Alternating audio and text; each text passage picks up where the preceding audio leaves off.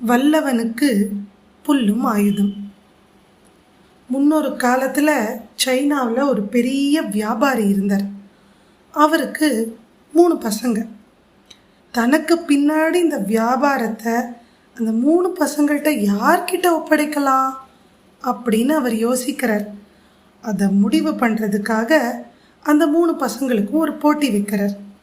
அது என்ன போட்டி அப்படின்னா, அங்கே இருக்கக்கூடிய ஒரு புத்திஸ்ட் மொனாஸ்ட்ரி, அந்த புத்த மடாலயத்துக்கு போய் யார் அதிகமான அளவில் சீப்பு விற்றுட்டு வராங்களோ, தலை வர்ற சீப்பு இருக்கு இல்லையா, அந்த சீப்பு யார் விற்றுட்டு வராங்களோ அவங்க தான் தன்னோட வியாபாரத்தை அடுத்து நிர்வாகம் பண்ணுறதுக்கு திறமையானவன் அப்படின்னு அவர் முடிவு பண்ணி இதை 3 பசங்கள்கிட்ட சொல்லிடுறார். 3 பசங்களுக்கும் ரொம்ப அதிர்ச்சியாக போயிடுது.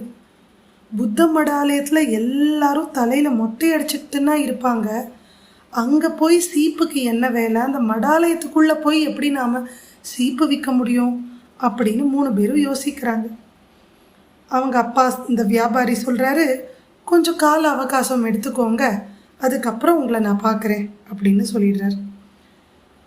ஒரு வாரத்துக்கு பின்னாடி ஒவ்வொரு மகனாக கூப்பிட்டு விசாரிக்கிறார்.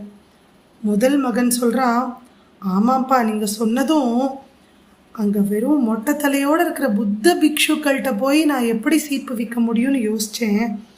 ஆனாலும் நான் 2 சீப்பு விற்றுட்டேன்ப்பா அப்படிங்கிறான்.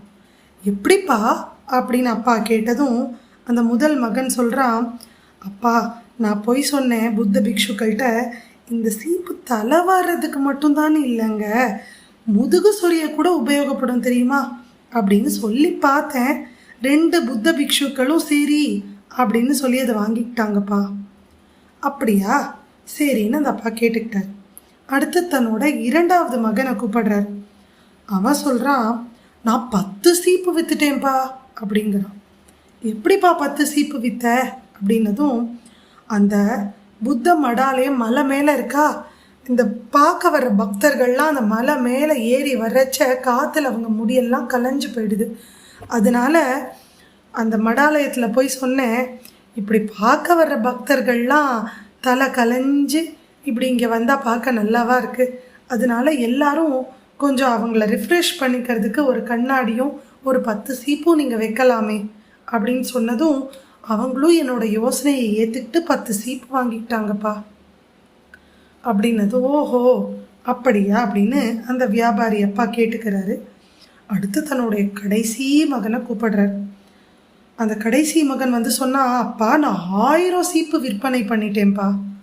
என்னது, புத்த பிக்ஷுக்கள் இருக்கிற அந்த புத்த மடாலயத்துலையா நீ 1000 சீப்பை விற்ற அப்படின்னதும், எப்படிப்பா அப்படின்னு அந்த அப்பா கேட்டதும் அந்த மகன் சொல்கிறான், அந்த புத்த மடாலயத்துக்கு நிறைய மக்கள் வந்து அவங்களால முடிஞ்சதை டொனேஷனாக கொடுக்குறாங்க, பொருள் உதவி செய்கிறாங்க.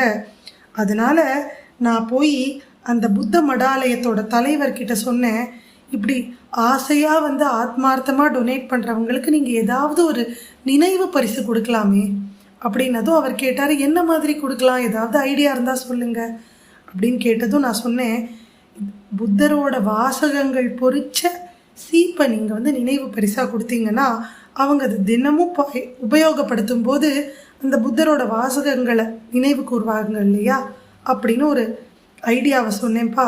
அவங்களுக்கும் அது சரின்னு பட்டுது. உடனே 1000 சீப்பு புத்தரோட வாசகங்கள் பொறிச்ச ஒரு 1000 சீப்பு ஆர்டராக கொடுத்துட்டாங்கப்பா அப்படின்னதும் அவங்க அப்பாவுக்கு ரொம்ப ஆச்சரியம். எப்படி இந்த பையன் வித்தியாசமாக யோசித்து சீப்புக்கு வேலையே இல்லைன்னு நாம் நினைக்கிற அந்த புத்த மடாலயத்தில் கூட 1000 சீப்பை விற்பனை பண்ணிட்டு வந்திருக்கான் அப்படின்னு யோசிக்கிறார்.